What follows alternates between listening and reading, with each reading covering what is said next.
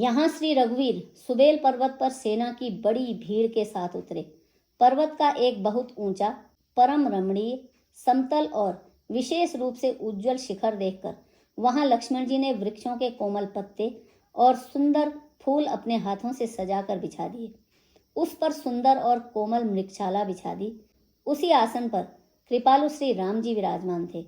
प्रभु श्री राम वानर राज सुग्रीव की गोद में अपना सिर रखे हैं। उनकी बाईं ओर धनुष तथा दाहिनी ओर तरकश रखा है। वे अपने दोनों कर कमलों से बाण सुधार रहे हैं। विभीषण जी कानों से लगकर सलाह कर रहे हैं। परम भाग्यशाली अंगद और हनुमान अनेकों प्रकार से प्रभु के चरण कमलों को दबा रहे हैं। लक्ष्मण जी कमर में तरकस कसे और हाथों में धनुष बाण लिए वीरासन से प्रभु के पीछे सुशोभित हैं। इस प्रकार कृपा, सौंदर्य और गुणों के धाम श्री राम जी विराजमान हैं। वे मनुष्य धन्य हैं जो सदा इस ध्यान में लौ लगाए रहते हैं। पूर्व दिशा की ओर देखकर प्रभु श्री राम जी ने चंद्रमा को उदय हुआ देखा। तब वे सबसे कहने लगे, चंद्रमा को तो देखो, कैसा सिंह के समान निडर है। पूर्व दिशा रूपी पर्वत की गुफा में रहने वाला अत्यंत प्रताप, तेज और बल की राशि यह चंद्रमा रूपी सिंह अंधकार रूपी मतवाले हाथी के मस्तक को विदीर्ण करके आकाश रूपी वन में निर्भय विचर रहा है। आकाश में बिखरे हुए तारे मोतियों के समान हैं, जो रात्रि रूपी सुंदर स्त्री के श्रृंगार हैं। प्रभु ने कहा, भाइयों, चंद्रमा में जो कालापन है वह क्या है?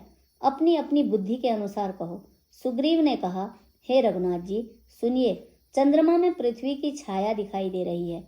किसी ने कहा, चंद्रमा को राहु ने मारा था, वही चोट का काला दाग हृदय पर पड़ा हुआ है।